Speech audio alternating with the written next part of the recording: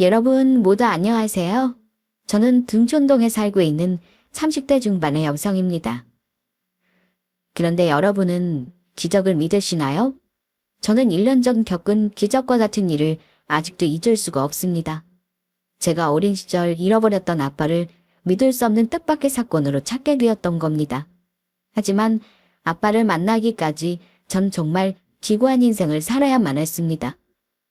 결혼한 지 7년 만에 제가 믿었던 남편이 하늘나라로 떠나버렸던 겁니다.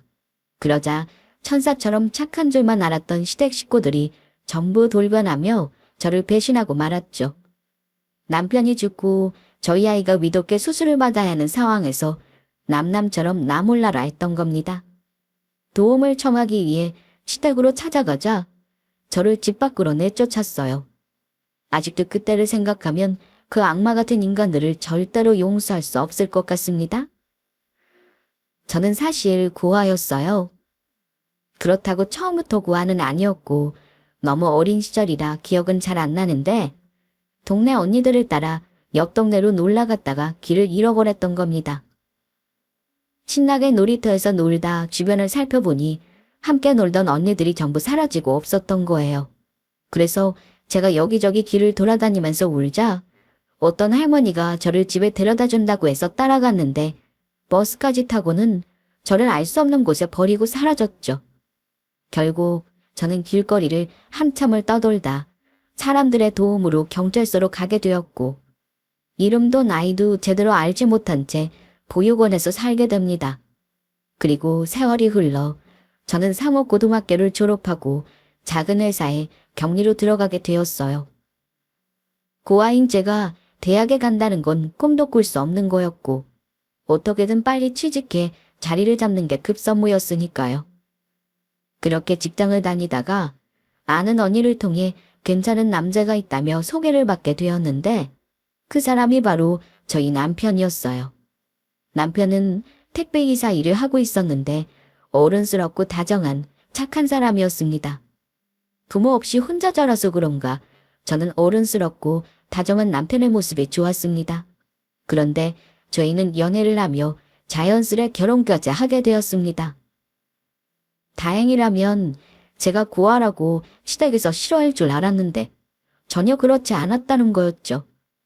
남편이 20살 때 시어머니께서 돌아가시면서 시댁 식구는 시어머니와 결혼한 형님네 이렇게 전부였어요. 남편과 시아주버니는 나이 차이가 조금 있었는데 결혼한 아주버니가 시어머니를 모시며 살고 있었고 남편은 따로 혼자 나와 사는 상황이었습니다.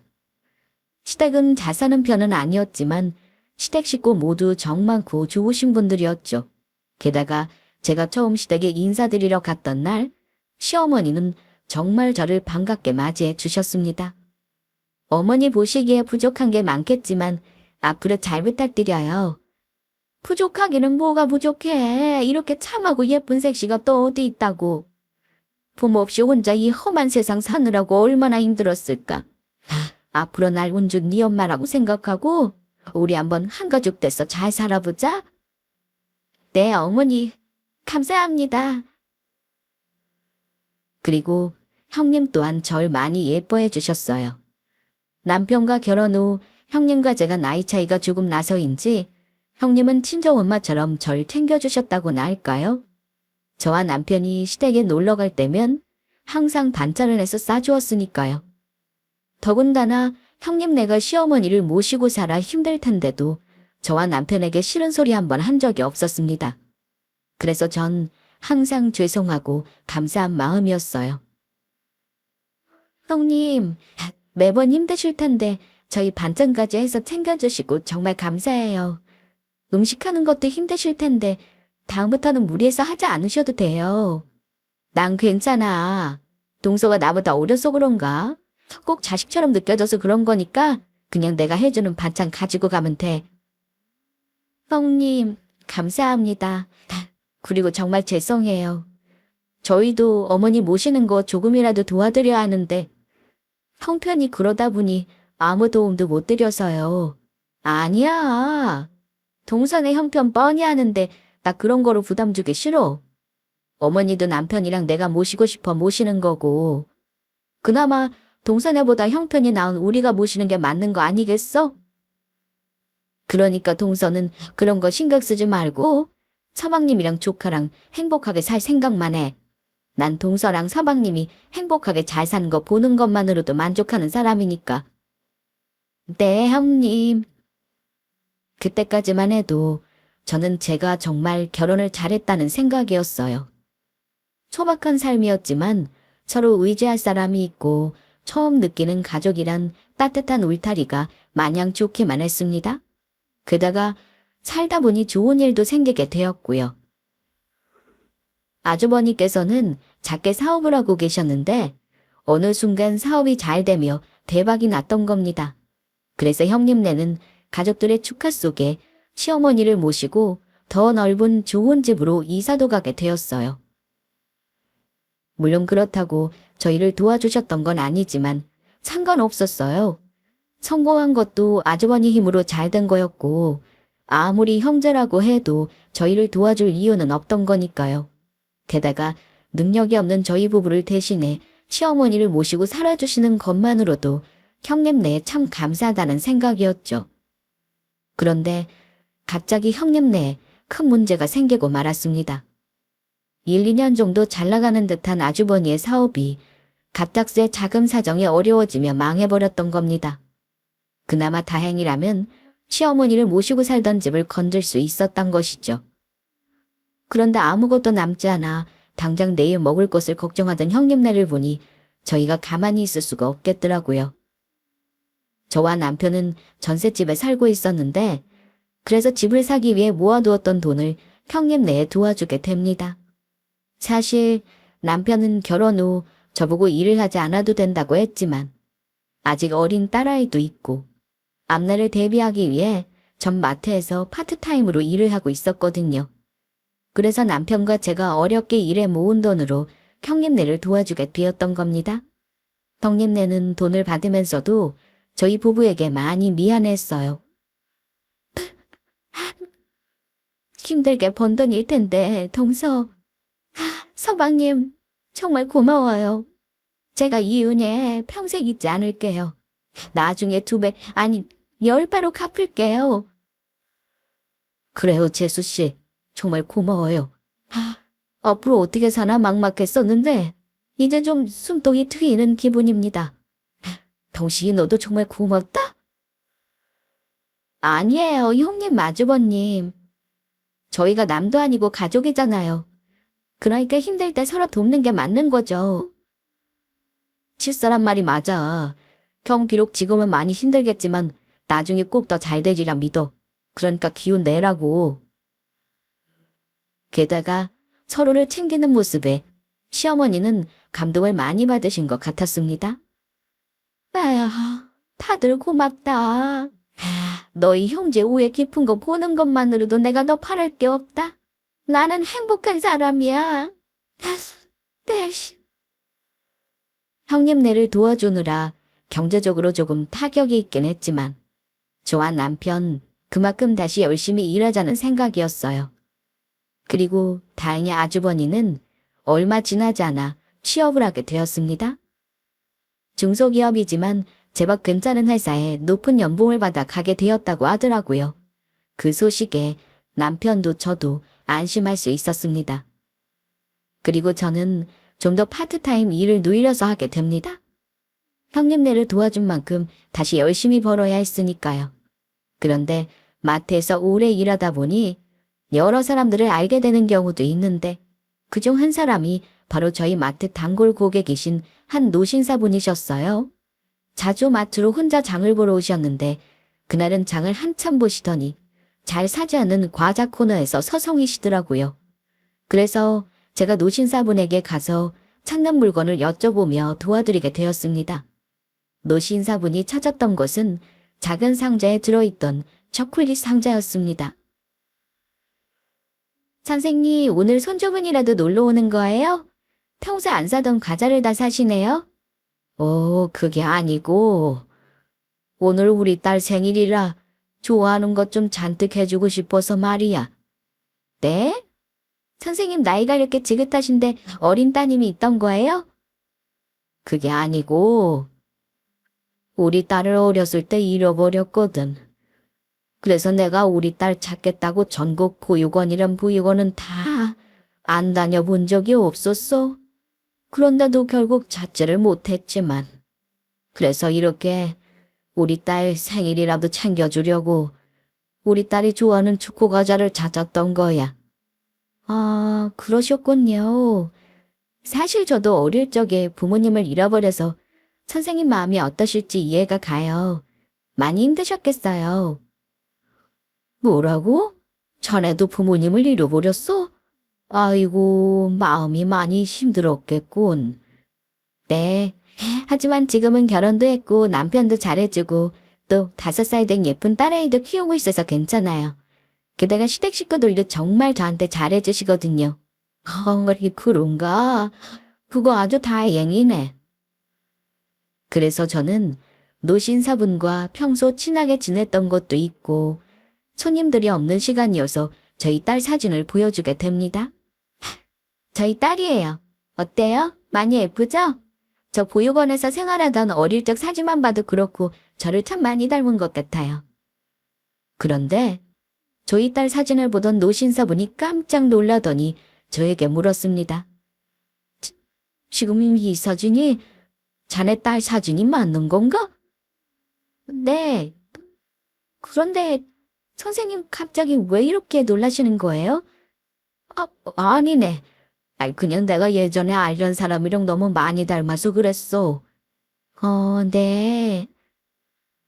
저는 그때 노신사분의 말을 대수롭지 않게 넘겼습니다. 그냥 아는 사람 중에 어린 저희 딸과 비슷하게 닮은 분이 계시나 했죠. 하지만 이상하게 그날 이후 유독 노신사분이 제가 일하는 시간에 마트에 자주 와서 제 주변을 서성이시더라고요.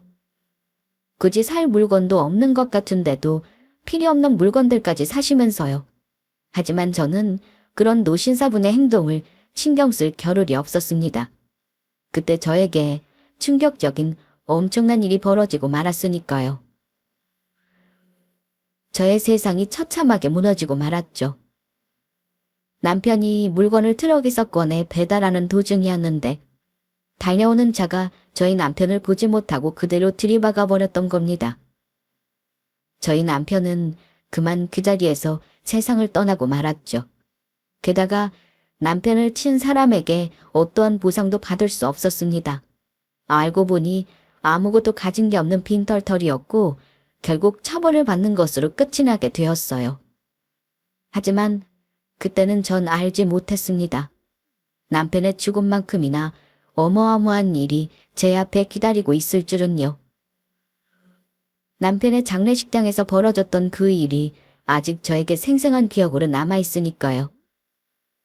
남편이 떠난 슬픔에 저는 거의 반 정신을 놓다시피 하고 있었는데 제 옆에서 슬프게 울던 시어머니며 아주버니며 형님까지 슬금슬금 자리를 비우더라고요. 그러다가 저는 딸아이가 화장실이 급하다는 말에 화장실로 데리고 가는 도중 복도 구석에서 시어머니와 형님 그리고 아주버니가 하는 엄청난 이야기를 듣고 맙니다. 너희들 모두 장례식 끝날 때까지 이 단속 잘해야 할 거다. 만에 하나라도 은주가 알게 되면 큰일이니까. 네 아빠가 남긴 땅값이 그렇게 오를 줄 누가 알았겠냐? 엄마, 그래도 이제 형식이도 죽었으니 앞으로는 재수 씨랑도 연락 끊고 살아도 될 거고 그러면 우리 이제 자유 아니야? 그동안 아빠가 물려준 그 땅이 형식이가 알게 될까 봐 10년 넘게 마음대로 쓰지도 못하고 얼마나 조마조마했는데 형식이 죽은 건 안 됐지만 이젠 아빠한테 물려받은 땅 털어서 우리 마음대로 쓸 수 있겠다. 좀 마음이 놓이는 것 같다. 여보, 우리 이제 그 땅 판 돈으로 뭐 할까? 좋은 외제차라도 뽑아서 어디 여행이라도 갈까? 내가 엄마랑 당신한테는 좋은 명품 가방 하나씩 사줄게. 나도 시계 좋은 거 하나 사야겠다. 당신 말이 맞아. 내가 왜 그동안 동생한테 반짝대지 싸주면서 잘해줬는데 아버님이 남긴 그 땅 어머니랑 우리만 나눠 갖는 거 미안해서 그랬던 거잖아. 이래봬도 나도 양심이 있는 인간이라고. 그리고 여보, 당신 동생 알지 못하게 끝까지 연기 잘하고 언제나 사람은 마무리가 중요한 거니까. 그런데 어머니 서방님 떠났는데 정말 괜찮으신 거예요? 마음 많이 힘드시죠? 아유, 마음이 힘들어도 어쩌겠냐. 떠난 자식은 자식이고 산 사람은 살아야지. 그래도 우리 귀한 장남은 살아있으니 다행 아니냐. 내가 왜 바깥 양반 남겠다고 형식이한테 말 안 했는데. 어차피 나 늙고 병들면 내 병수발 들고 모실 사람은 첫째네 너희 아니냐. 아무리 세상이 변했다지만 장남이 최고라고. 둘째 그거 아무리 아들이라도 소용없는 거다. 엄마 걱정하지 마. 엄마 죽을 때까지 집사람이랑 내가 잘 모시고 살 테니까. 형식이 세상 떠난 건 안타깝지만 그래도 재수씨 모르게 입 싹 닦을 수 있어서 다행이다. 저는 세 사람의 말에 너무 놀라서 그 자리에서 까무러치는 줄 알았습니다. 이미 제가 남편과 결혼하기 전부터 시댁은 충분히 잘 살 수 있는 형편이었는데도 남편이 그 사실을 알면 시아버지가 남긴 재산을 나눠 가져야 할까봐 시어머니며 아주버니며 형님까지 감쪽같이 숨기고 살았던 겁니다. 게다가 저희 남편이 죽었는데 다들 슬퍼하기는커녕 시아버지가 남겨놓은 재산을 쓸 생각에 너무 신나 있는 것처럼 보였습니다. 저희 남편의 죽음에 진심으로 슬퍼하는 사람은 단 한 명도 없는 것 같았죠. 더군다나 시아버지가 남긴 재산이 있었는데도 형님네는 회사가 망했을 때 돈이 없는 것처럼 남편과 저를 속여 저희 돈까지 넙죽받아간 사람이었습니다. 시어머니는 그걸 보고도 그 사실을 저와 남편에게 알려주기는커녕 잘했다며 옆에서 말했던 사람이고요. 일이 이 지경까지 되다 보니 저는 정말 저 사람들이 남편 가족들이 맞나 싶었습니다. 시아버지가 남긴 재산을 떠나 그깟 재산 때문에 저희 남편의 죽음에 기뻐하는 듯 보이는 세 사람을 보며 도무지 참고 있을 수가 없었어요. 저는 참지 못하고 그만 소리를 지르고 말았죠. 야, 당신들 지금 뭐라 그랬어? 지금 시아버지가 남긴 우리 남편 재산 당신들끼리 몰래 나눠 가졌던 거였어. 그런데 우리 남편 죽게 되었으니 이젠 입 싹 닦을 수 있었다 다행이라고? 그깟 돈이 뭐라고? 당신들 피부치가 죽었는데 어떻게 그런 말을 할 수가 있어?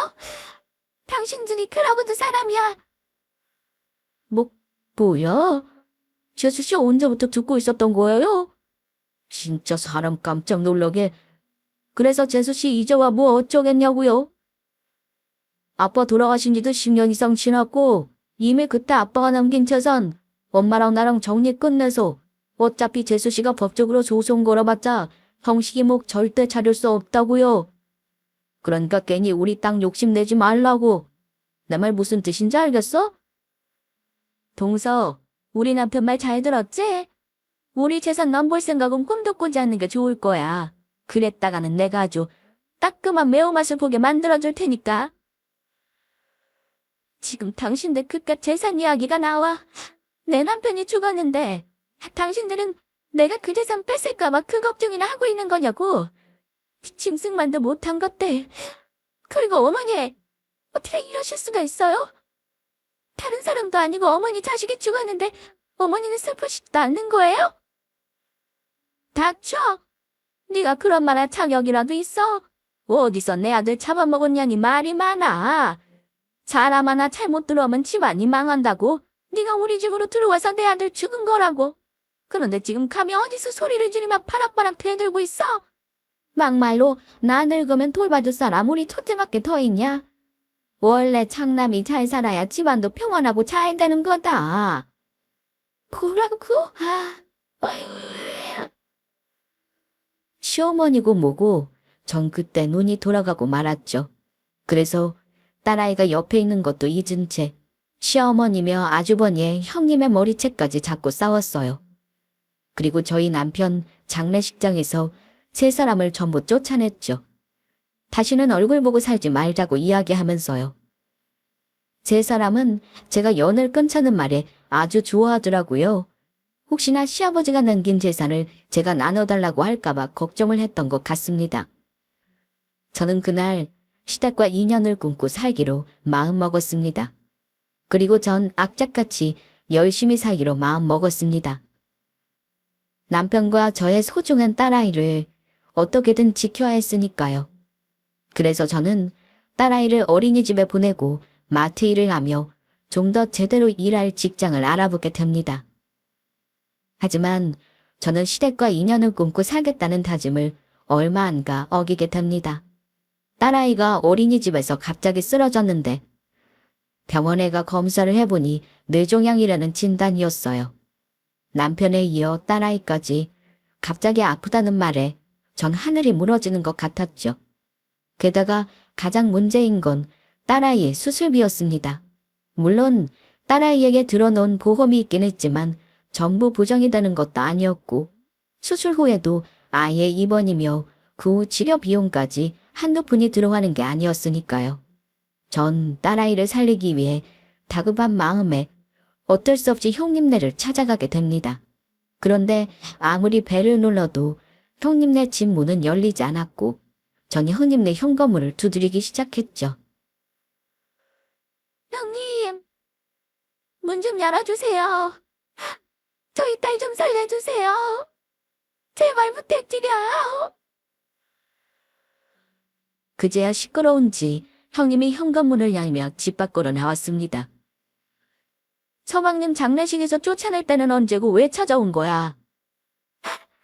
형님, 이렇게 찾아와서 죄송한데 저희 딸이 많이 아파요. 그래서 그러는데 저희 딸 수술비 좀 도와주시면 안 될까요? 저희 딸이 지금 뇌종양인데 수술 안 하면 위험하다고 해서 그래요. 제발 저희 딸 좀 살려주세요. 웃기고 있네. 내 새끼 아픈 것도 아니고 남의 새끼가 아픈 걸 내가 왜 도와줘? 그리고 우리 서방님 장례식 날 서로 인연 끊기로 한 거 벌써 잊었어. 당장 우리 집에서 꺼지라고. 거지도 아니고 어디서 풍월이야. 알겠어요. 갈게요.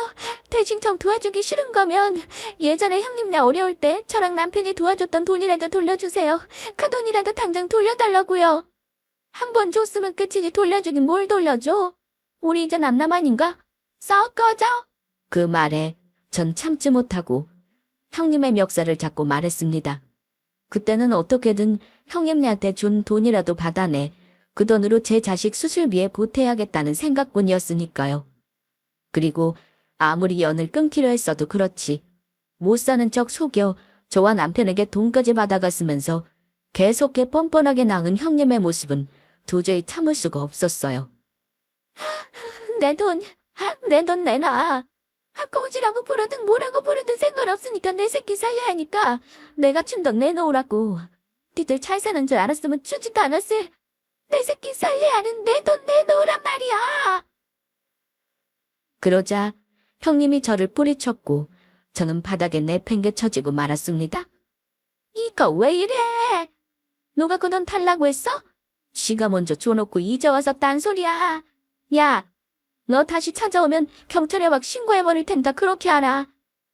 오늘은 네 인생이 불쌍해서 봐준다. 웬 재수가 없으려니까. 저는 바닥에 주저앉아 죽은 남편을 부르며 땅을 치며 울었습니다.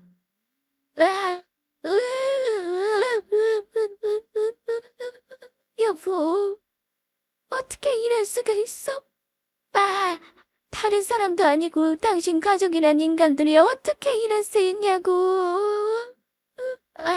우리 새끼가 죽게 생겼는데도 저것들이 눈 하나 깜짝 안 한다고.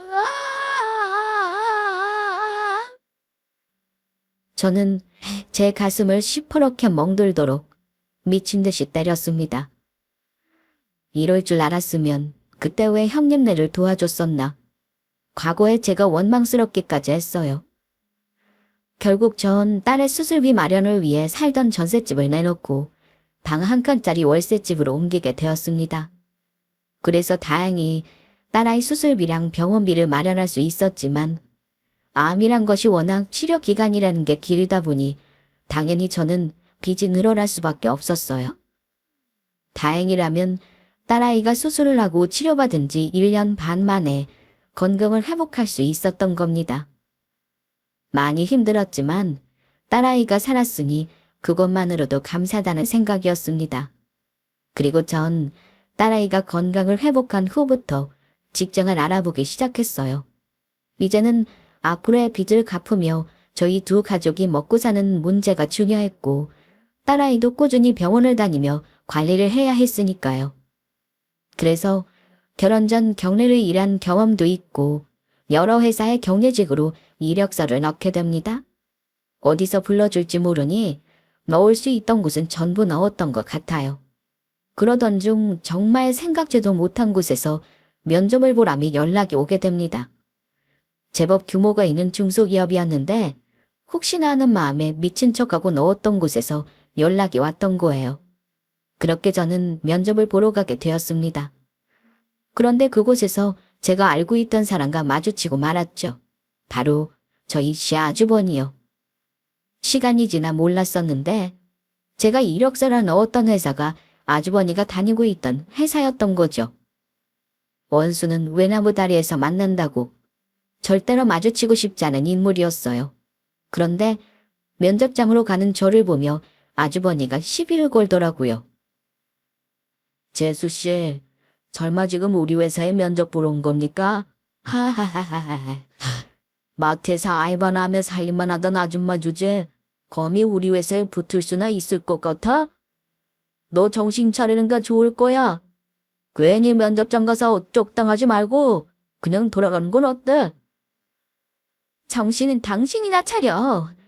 그리고 경고하는데 앞으로 나한테 아는 척하지 마. 말 섞는 것만으로도 더러우니까. 아니면 아버님이 물려주신 재산 동생이랑 나눠 가지기 싫어서 동생 죽은 날 좋아 죽으려 했던 당신이라고 회사에 전부 떠벌려줄까?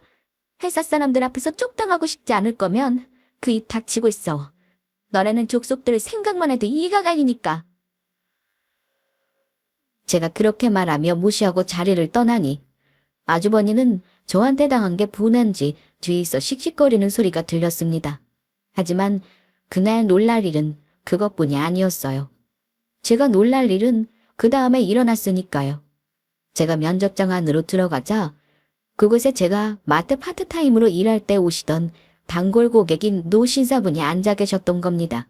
그것도 사장님으로요. 그런데 사장님은 저를 보더니 깜짝 놀라는 얼굴을 하시다가 모르는 척 했습니다. 그러다가 저에게 아주 뜻밖의 질문을 하더라고요.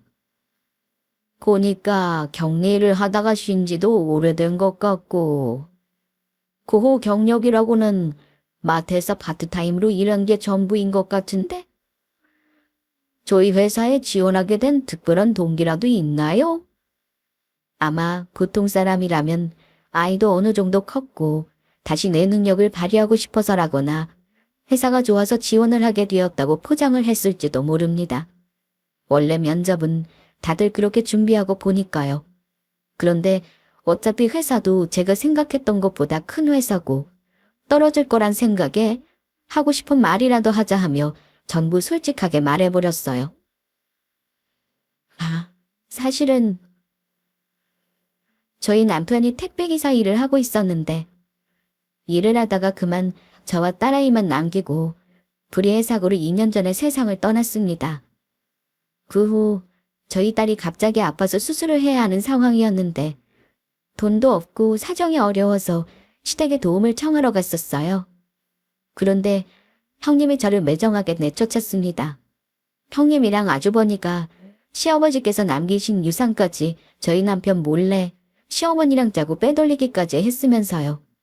그래서 전 전셋집을 정리하고 간신히 딸아이의 병원비를 마련해 치료할 수 있었습니다. 제가 여기 회사에 지원한 이유는 제가 이젠 저희 남편 대신 저희 집 가장으로서 딸아이를 먹여 살려야 하기 때문이에요. 정말 앞으로는 열심히 살아서 보란듯이 저희 딸도 잘 키울 거고 그 누구도 저희 가족을 무시하거나 건드리지 못하게 만들 겁니다. 그러기 위해선 일도 누구보다 악착같이 열심히 할 거고요. 그래서 여기 회사에 지원하게 되었습니다. 면접날 이상한 말씀을 드려 정말 죄송합니다. 그렇게 말하며 면접은 끝나게 되었고 저는 보나마나 면접에서 떨어졌을 거라 생각했어요. 그런데 면접을 본 지 1시간도 안 돼서 회사에서 전화가 왔던 겁니다. 김영덕 사장님 비서인데 내일부터 당장 출근하라고 하십니다. 네, 정말이요? 그러면 저 붙은 거 맞죠? 정말 감사합니다. 앞으로 정말 열심히 하겠습니다. 감사합니다. 합격 통지 연락을 사장님 비서분이 한 게 이상하다고 생각했지만 그때는 그런 걸 생각할 겨를이 없었어요. 그냥 앞으로 걱정 없이 딸아이를 키울 수 있게 되었다는 생각에 그저 감사하다는 마음뿐이었죠. 그리고 잘리지 않기 위해 정말 열심히 일해야겠다고 생각했습니다. 그렇게 저는 딸아이를 위해 정말 열심히 일했습니다. 다행히 일머리도 있어 회사 업무도 빠르게 적응할 수 있었고요. 그런데 제가 회사에 출근한 지 한 달 정도 되었을까. 사장실에서 저를 불렀던 겁니다. 그래서 저는 혹시 제가 무슨 잘못한 일이 있나 겁을 먹고 사장실로 가게 되었습니다. 하지만 사장실에 들어가 사장님과 테이블 앞에 마주보고 앉아 듣게 된 이야기는 전혀 상상할 수 없는 것이었습니다. 운주 씨 갑자기 불러서 미안하네. 그런데 너무 중요한 일이라 그럴 수밖에 없었어. 사실 운주 씨가 마트 관두고 내가 운주 씨를 열심히 찾고 있었거든. 네? 사장님께서 저를요. 그래. 그런데 운주 씨한테 연락하려고 마트에다 물어봐도 개인정보라며 절대 알려줄 수 없다고 하지 뭐야. 그래서 운주 씨가 찾아오면 내가 찾는다고 부탁한다고 쪽지까지 남겼는데도 통 소식이 없더군. 내 생각에는 내가 찾는다고 마트에서 운주 씨에게 따로 연락해 알려줄 수도 있었을 텐데 아무래도 정신 나간 늙은이가 운주 씨를 스토킹하려고 그러는가 생각했던 것 같아. 그런데 운주 씨가 마트를 관둔 게 그런 딱한 사정이 있었을 줄은 정말 몰랐어. 남편도 그렇게 되고 딸아이가 아파 감경을 해야 하니 움직일 수가 없던 거지? 네. 그런데 사장님 저를 찾으신 특별한 이유라도 있으셨던 건가요? 운주 씨, 내가 이런 말 한다고 이상하게 생각하지 말고 꼭 진지하게 들어줬으면 좋겠어. 운주 씨, 혹시 오래전에 부모님 잃어버렸을 때 뭐 생각나는 거라도 없나? 네? 갑자기 그건 왜? 그때 운주 씨가 마트에서 일할 때 나한테 딸 사진이라고 보여준 적 있었지. 그런데 그 딸 사진이 우리 딸 어렸을 때랑 너무 닮아서 내가 깜짝 놀랐지 뭐야. 나는 내 딸이 살아 돌아온 줄 알았어.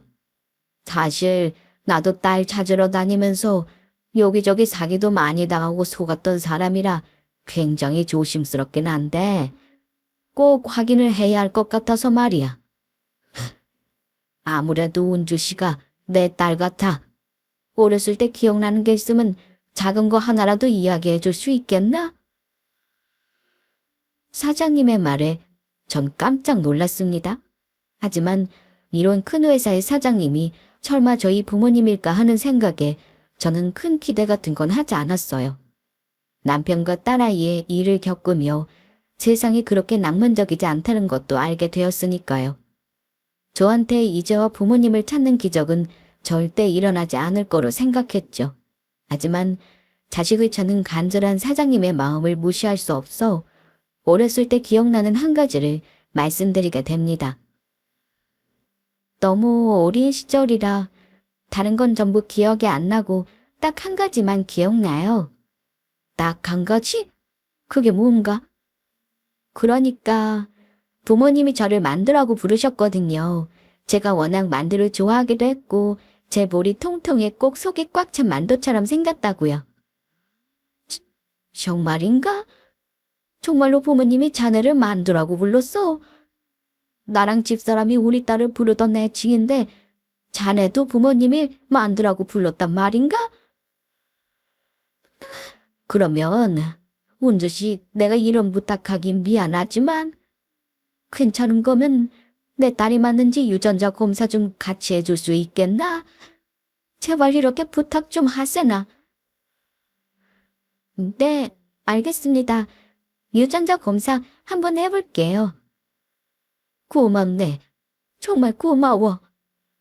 사장님은 그렇게 말씀하시면서 제가 사장실을 나오기 전 한 가지 질문을 더 하셨어요. 운주 씨. 그런데 내가 한 가지 더 확인할 게 있어서 말이야. 기획팀 최 부장이 운주 씨가 자기 동생이랑 결혼해서 자기 동생 잡아먹어 죽게 만든 장본인이라고 소문내고 다니고 있더군. 기획팀 최 부장이 자네 죽은 남편의 형이 맞나? 네, 맞아요. 하지만 그 소문들 전부 거짓말이에요. 그래, 나도 알고 있네. 이미 면접 볼 때 운주 씨가 이야기해줘서 자세한 사정에 대해 알고 있으니. 그러니 운주 씨도 너무 신경 쓰지 마. 그 말이 있은 후 내가 최 부장에 대해 알아보고 다녔더니 최 부장 그 사람 좋게 보는 직원들이 하나도 없더군. 오히려 일 열심히 하는 운주 씨 개인사 퍼뜨리며 욕하고 다닌다고 다들 최 부장을 안 좋게 보고 있어. 최 부장 말 믿어주는 사람 없으니까 편하게 회사 생활 하도록 해. 지금 이야기도 최 부장이 언제 자네한테 시비 거면서 해코지 할까 몰라 조심하라고 이야기해 준 거니까? 네, 사장님. 알려주셔서 정말 감사합니다. 그런데 엄청난 사건이 벌어진 건 바로 그 다음이었어요. 아주버니가 본인이 50평짜리 넓은 집으로 이사를 갔다며 사장님과 회사 간부분들 그리고 직원들 몇 분을 자기의 집에 초대를 한 겁니다. 게다가 저를 뒤에서 흉본 걸 사장님한테 불려가 혼난 것인지 저에게 사과를 하고 싶다면서 본인 집들이에 같이 초대를 했던 거죠. 사장님에게 찍히기 싫으니 겉으로라도 잘 지낸 척 보여 어떻게든 잘 보이려는 심보였죠. 그래서 전 아주버니가 초대한 집에 가지 않을 생각이었습니다. 그곳에 발을 들인다는 것 자체가 원수 집에 들어가는 거나 마찬가지였으니까요. 하지만 사장님께서 저를 따로 불러 아주버니 집에 같이 가길 원하시더라고요. 그곳에서 아주버니가 저한테 잘못한 일에 대해 정식으로 사과를 하도록 하겠다는 것이었어요. 그래서 저는 내키지 않은 마음으로 새로 이사한 형님네에 가게 되었죠. 그리고 가자마자 일이 터지고 맙니다. 저를 보자마자 시어머니랑 형님이 저를 주방으로 데리고 가더니 시비를 걸기 시작했으니까요. 우리 큰아들이랑 같이 놀서 다닌다고 들었지만 네가 뭔데 우리 아들 사장님까지 오는 중요한 집들이 날 눈치 없이 따라온 거냐? 그것도 일개 사원인 주제. 동서, 그때 내가 다시 한번 찾아오면 경찰에 신고하겠다는 말 잊었어. 지금이라고 확 신고해줄까? 당장 우리 집에서 안 꺼져? 저는 뭐 오고 싶어서 온 줄 알아요? 사장님이 꼭 같이 가자고 해서 따라왔던 거예요. 그러면 사장님께 말씀드려서 두 사람이 내쫓아서 가봐야 할 것 같다고 이야기할까요? 말 다 했어. 너 지금 나한테 머리채 한번 잡혀볼래? 그런데 저를 대하는 시어머니와 형님의 태도에 이상함을 감지한 건지 거실에 계시던 사장님이 제가 있는 쪽으로 오시더라고요. 그러자 시어머니며 형님이며 사장님께 잘 보려고 애쓰기 바쁘더라고요. 원조 씨, 무슨 일인가? 무슨 문제라도 있는 건가? 사장님 오셨어요? 이렇게 저희 집에 찾아와 주셔서 영광입니다. 저것은 그냥 신경 쓰지 않으셔도 됩니다. 저것은 우리 집 며느리로 있을 때부터 문제더니 눈치 없이 저희 집 아들 집들이까지 찾아오고 말았네요. 제가 이상한 짓 못하도록 잘 맡고 있을 테니 사장님께서는 편히 있으십시오. 뭐하러 저런 판분이를 직원으로 채용하셔서 회사에서도 문제 많이 일으키죠? 도대체 지금 무슨 말씀을 하시는 겁니까? 김은주 사원이 얼마나 일을 똑부러지게 잘하고 있는데 직원들 칭찬이 아주 자자합니다. 문제라면 그쪽 아들인 최 부장이 문제겠죠? 사업도 했겠다. 일 잘하는 줄 알고 지인 소개를 스커트해서 데려왔던 건데 업무 처리 실력도 형편없고 가만히 보니 본인 일도 아래 직원들에게 대신 시켜 직원들만 못살게 괴롭히고 있습니다. 자식 교육을 도대체 어떻게 시킨 겁니까? 자식 교육 좀 제대로 하세요. 네? 그런가요? 앞으로는 아들 보고 회사에서 일 열심히 하라고 하겠습니다. 죄송합니다. 그런데 아주버니가 사장님께 밉보인 게 제 탓이라 생각한 건지 시어머니랑 형님이 사장님이 거실로 되돌아간 사이 저를 못 가게 막으며 시비를 걸었던 거예요. 이거사, 네가 그랬지. 네가 우리 아들 회사에 이상한 소문 나게 해서 사장님이 지금 우리 아들 일 못한다고 오해하고 있는 거잖아? 동서, 이거 어떻게 책임질 거야? 동서 때문에 우리 남편 사장님한테 찍힌 거 어떻게 책임질 거냐고? 도대체 그게 무슨 말씀이세요? 저는 회사에서 아주버니에 내 그런 말 한 적도 없고 사장님이 알아보고 말씀하신 거라고요. 아주버니가 못나서 그러는 걸 왜 제 탓을 하냐고요? 뭐야, 너 정말 나한테 혼 좀 놔볼래? 그러면서 시어머니는 결국 제 머리채를 잡고 말았고 저도 더는 참지 않았습니다. 저도 같이 시어머니 머리채를 잡았죠. 그러자 형님도 시어머니 편을 들겠다며 제 머리채를 잡더군요. 그리고 요란스런 소리에 사장님이며 회사 직원들의 아주버니까지 제가 있는 곳으로 왔습니다. 그리고 두 사람에게 머리채를 잡힌 저를 보더니 사장님이 큰 소리를 내고 말았죠. 도대체 지금 뭐 하는 겁니까? 집들이라고 사람 초대해놓고 이러려고 불렀던 겁니까?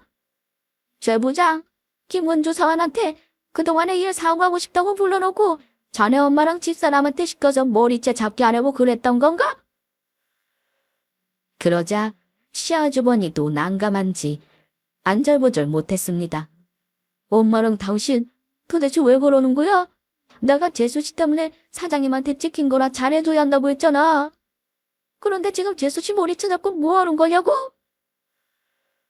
그런데 그때 사장님 핸드폰을 가지고 있던 사장님 비서분이 문자를 확인하더니 급하게 사장님에게 다가왔습니다. 그리고 귓속말로 뭐라고 말씀하셨죠.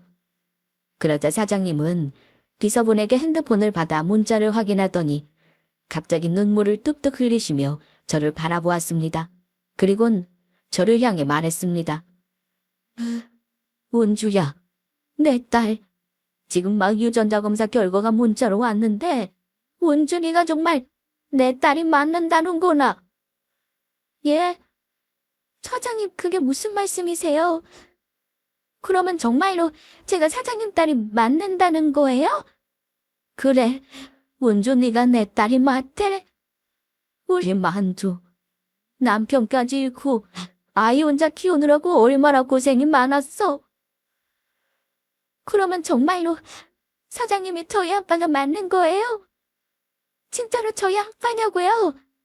그래, 은주야. 보고 싶었던 우리 딸. 사장님, 아니 아빠와 저는 누가 뭐라고 할 것도 없이 서로 부둥켜 안았습니다. 그리곤 그 자리에서 펑펑 울고 말았죠. 아빠, 너무너무 보고 싶었어요. 딸, 얼굴도 한 번도 본 적 없는데 매일매일 그리웠다고요. 그래, 나도 그랬다. 매일 우리 딸이 너무 보고 싶어서 혼났어. 그동안 고생 많았다. 이제 힘든 거 전부 끝났으니 앞으로는 우리 절대 헤어지지 말고 평생 같이 행복하게 살자. 갑작스레 벌어진 상황에 전부 어리둥절한 표정이었습니다. 그러자 형님이 당황해 말하더군요. 여보, 이게 도대체 무슨 상황이야? 동서가 당신 회사 사장님 딸이라니. 그게 정말이야. 아무래도 그런가 봐. 사장님 오래전에 잃어버렸던 따님이 있다고 들었는데 그게 바로 지수 씨였나 봐. 너 뭐라고? 그러면 우리는 어떻게 되는 거냐? 둘째 재산까지 가로채고 손녀딸 아플 때도 나 몰라라 했는데 우리만 한 거 아니냐고. 하지만 시어머니 물음에 답한 건 아주버니가 아닌 저희 아빠였어요. 어떻게 되는 거긴? 당신 아들 우리 회사에서 잘리는 거지. 바깥 싸더니 남긴 우리 사위 재산 몰래 빼돌린 것도 모자라. 우리 사위 죽고 내 딸 힘들게 한 것도 인간 같지 않았는데 내 손녀딸 아픈데도 니들 매정하게 모른 척 했었지. 인간 말종인 너 같은 것들이 내가 주는 월급으로 먹고 사는 거 절대 못 보지. 최 부장, 자네는 오늘로 아웃이야. 어차피 그동안 업무도 제대로 안 하고 있어서 회사 직원들 괴롭혀서 정리하라고 했는데 아주 잘 됐어. 최 부장, 자네는 내일부터 우리 회사 나오지 않아도 되네. 이유는 말하지 않아도 누구보다 잘 알겠지? 언니 서점님, 제가 잘못했습니다. 그러니까 제발 다르지만 말아주세요. 저 지금 집만 좋은 곳으로 이사했지. 사실 엄마랑 같이 가상화폐 투자했다가 전 재산도 전부 날리고 알거지라고요. 그래서 회사까지 잘리면 끝장이란 말입니다. 제발 한 번만 살려주시면 안 될까요? 맞습니다, 사장님. 그래도 운주랑 저희가 한 식구였는데 이거 너무 매정하지 않습니까? 너무한다고요. 우리 지금 쫄딱 망한 상태인데 아들 회사까지 잘리면 앞으로 저희는 어찌 살려는 말입니까? 니들은 우리 딸 힘들게 도와준 적 있어? 오히려 멸시하고 외면했지. 전부 자득이야. 그러자 결국 형님이 제 앞에서 무릎을 꿇고 두 손까지 싹싹 빌며 애원했습니다. 동서, 내가 그동안 버릇없이 못되게 굴던 건 미안해. 그러니까 동서가 자기 아빠 좀 설득해봐. 동서 사장님 딸이니까 그 정도 힘이 있잖아. 우리가 어디 남남이야? 우리 가족 전부 굶어 죽어야 한다고. 그래서 전 마지막으로 형님에게 한마디 해주었죠. 맞아요, 남남. 당신이 입으로 남남이라고 해놓고 이제 왜 딴소리야? 그러니까 형님도 구질구질하게 저한테 구걸하지 마세요. 거지 같고 추잡해 보이니까. 아시겠죠? 아니야. 안 돼. 그렇게 결국 아주버니는 회사에서 잘리게 되었고 저도 시댁과 완전히 연을 끊게 되었습니다. 아주버니는 알고 있던 지인의 말로는 아빠 회사에 쫓겨난 후 시댁은 제대로 풍비박산이 났다고 합니다. 알고 보니 이사 갔던 새 집도 아주버니가 그전에 주식을 잘못 투자했던 일로 전부 날리게 되었고 집이 힘들어지자 시어머니는 그 길로 형님네 부부에게 버림을 받아 쫓겨났다고 해요. 그래서 혼자 폐지를 줍고 반지하 단칸방에서 생활하고 있다고 합니다. 그리고 형님네 부부는 일용직으로 일하며 자식들과 함께 근근히 먹고 산다는 소식이었죠. 악하게 살더니 결국 제대로 벌을 받은 겁니다. 그리고 저는 지금 매일 꿈 같은 행복한 나날을 보내고 있어요. 어린 시절 헤어졌던 아빠와 엄마까지 다시 찾게 되었으니까요. 형님네를 나온 바로 그날 아빠는 제 딸을 보러 저희 동네에 오셨고 어린이집에서 저를 기다리고 있던 저희 딸을 만나더니 얼마나 우셨는지 모릅니다. 어릴 적 제 모습과 똑같다고요. 그리고 저희는 바로 엄마를 만나러 갔습니다. 그리고 저는 엄마를 부둥켜 안고 펑펑 울었죠. 저는 마침내 진짜 가족을 찾게 되었던 겁니다. 저희 남편이 비록 세상을 떠났지만 부모님은 저에게 힘이 되어준 남편에게도 많이 고마워했습니다. 그리고 원룸 살던 저는 딸과 함께 바로 아빠와 엄마가 살고 있는 친정으로 이사를 했습니다. 제 빚도 부모님이 전부 갚아주셨고요. 알고 보니 부모님은 저와 살았던 집에서 이사가지 않고 살고 계셨는데 제가 일하던 마트 근처였습니다. 그래서 아빠는 엄마 심부름으로 그렇게 마트에 자주 오실 수 있던 거고요. 그런데 제가 잃어버렸을 당시 그대로 방을 보존하고 계시더라고요. 그리고 이제 그 방은 저와 제 딸이 쓰게 되었습니다. 물론 이 예쁜 새 가구를 부모님께서 들여놓아 주셨고요. 앞으로는 저희 네 가족 절대 떨어지지 않고 함께 살려고 합니다. 그리고 떠난 남편을 대신해 저희 딸을 훌륭하게 잘 키워낼 생각입니다. 부모님과 헤어져 있는 시간만큼 함께 행복한 시간을 오래오래 보낼 생각입니다. 그리고 이젠 부모님을 만나 여유도 생겼으니 회사도 정리했고 저희 딸이 중학교에 들어갈 때까지는 키우는 데만 집중하려고요. 요즘 부모님은 저를 찾은 것도 꿈만 같은데 저희 딸 재롱이 너무 행복하다고 하십니다. 늦게 찾은 만큼 저희 가족 감사한 마음으로 이 행복 지키면서 살아가려 합니다. 썰TV 구독자 여러분의 많은 응원 부탁드립니다. 모두 행복하고 건강하시길 바라겠습니다. 감사합니다.